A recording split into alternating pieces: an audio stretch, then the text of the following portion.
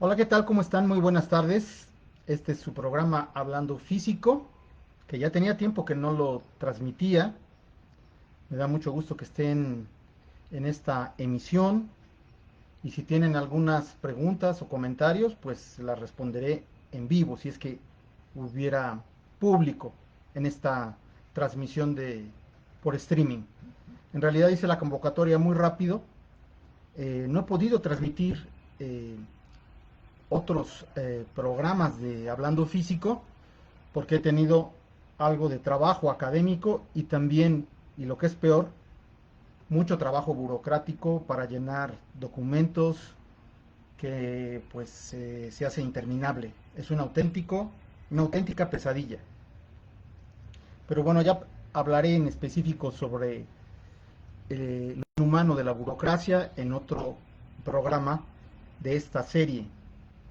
Antes que nada, pues darles un saludo y desearles que ya estén vacunados o vacunadas.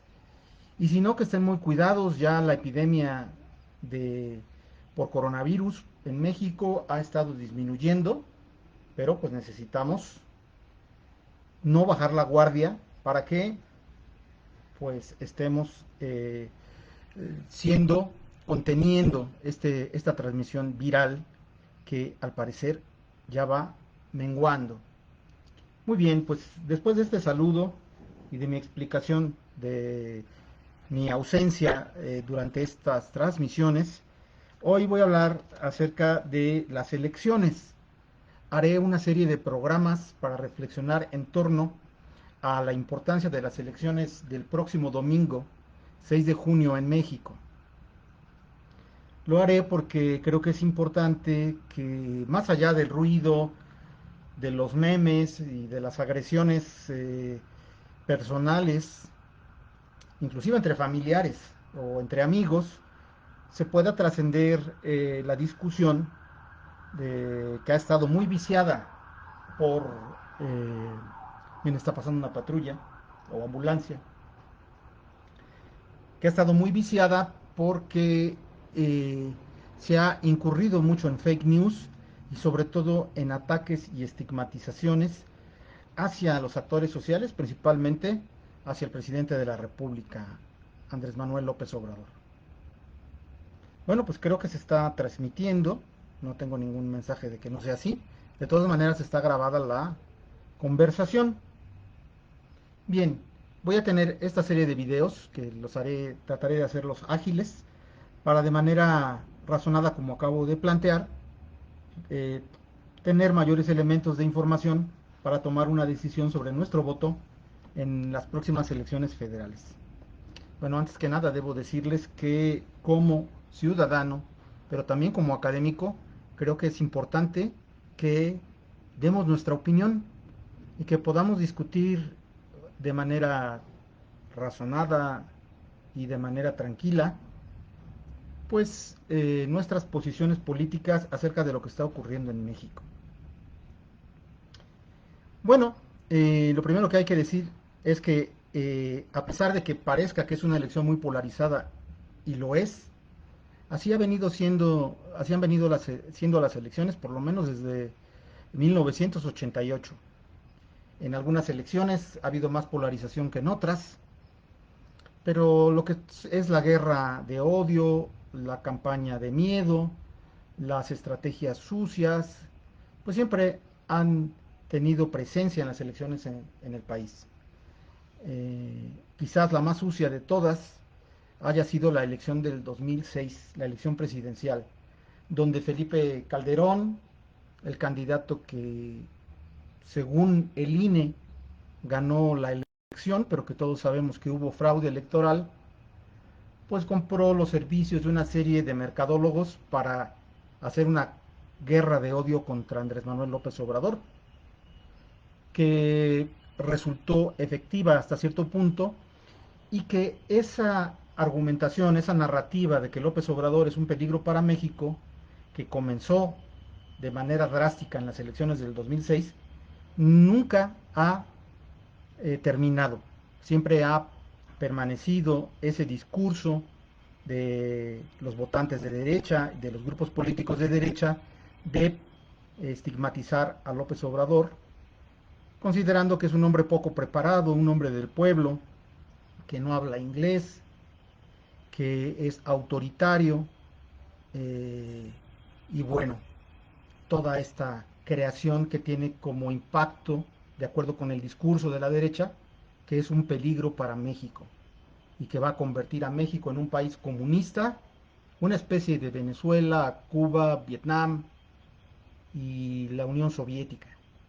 Bueno, toda esta argumentación que ha calado en cierto sector fue derrotada por fin sin el impacto determinante de Televisa y de los medios de comunicación en las elecciones del 2018.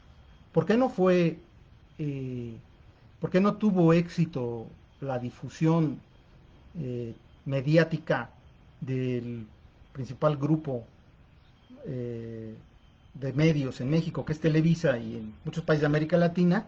Porque la gente comenzó a utilizar canales de Internet y redes sociales para poderse informar e intercambiar opiniones. Esto modificó completamente el escenario político y por eso se tuvo por fin una masa crítica de 30 millones de votos, poco más de 30 millones de votos, que llevaron a López Obrador a la presidencia de la República. Ahora lo que está en juego en estas elecciones es claramente y sin ambajes y sin ensarapamientos el deseo de los grupos que perdieron el poder, articulados por un personaje que se llama Claudio X González, que es un magnate evasor de impuestos, que fue el que convocó a la creación de un polo electoral conformado por eh, el partido de la derecha, que es el PAN, un partido que supuestamente es nacionalista y de izquierda, pero que sabemos que no lo es, que es el PRI, hermanados por la corrupción, y un tercer partido morralla, le podemos denominar, que no sirve para gran cosa, que es el PRD. Esos tres partidos pues están coaligados en una opción política que creo que se llama Sí por México o Va por México, y que Claudio X González es el que determinó las condiciones de esa alianza y el que los conminó a enfrentar al proyecto de transformación de la 4T en las urnas. Este dato no es anecdótico, es un dato muy importante que debemos de tener en cuenta para validar los proyectos políticos que se nos presentan. Y la pregunta es, ¿por qué un particular millonario mexicano puede controlar a los grupos políticos de oposición para presentar un frente electoral que refleja los intereses del capital nacional y someterlos para que se presenten como opción electoral? Una de las respuestas, quizás la más importante, es porque recibe financiamiento de los Estados Unidos. Ya el presidente de la República, y se ha publicado en muchos medios de información, que el Departamento de Estado, a través de ciertas agencias del gobierno de los Estados Unidos, ha financiado a Claudio X González supuestamente para hacer estudios académicos contra la corrupción, pero que ese dinero no se sabe muy bien a ciencia cierta cómo se canaliza, porque no es auditado. Entonces, lo primero que uno debe de tener en cuenta para valorar las propuestas del PRI, el PAN, el PRD, juntos o separados, es que responden a los intereses de un agente de los intereses de los Estados Unidos de Norteamérica. Ese simple argumento es razón suficiente para eliminarlos como una opción de beneficio nacional, de interés nacional. Pero bueno, así se ha dado esta situación y las elecciones pues están en esa disputa. ¿Qué es lo que quiere entonces la coalición de derecha?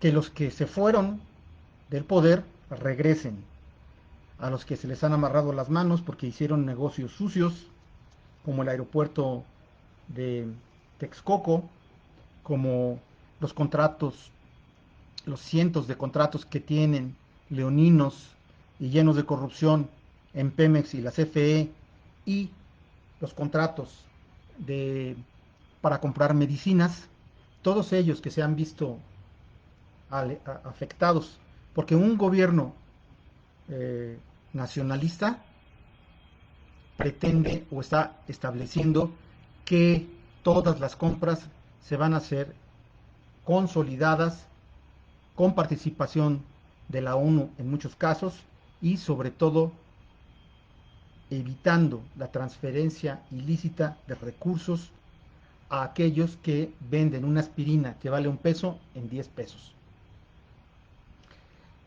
Los medios de comunicación también han sido afectados porque los recursos que recibían para comprar espacios y hablar bien del gobierno por vía de contratos, y también por vía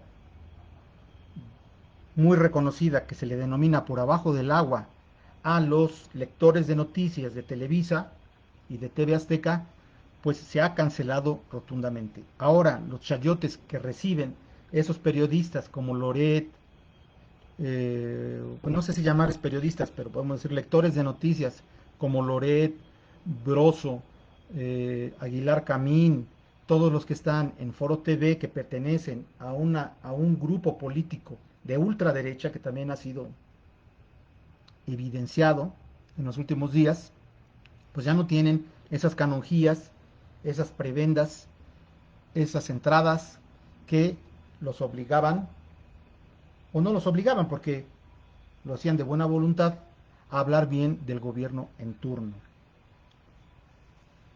Muy bien, pues entonces esa es la opción. Lo que estamos viviendo es lo que hace muchísimos años Rolando Cordera y Carlos Tello publicaron en un libro muy interesante que se los recomiendo, que se llama México, la disputa por la nación. Creo que es ese el título correcto. México, la disputa por la nación, de Editorial Siglo XXI.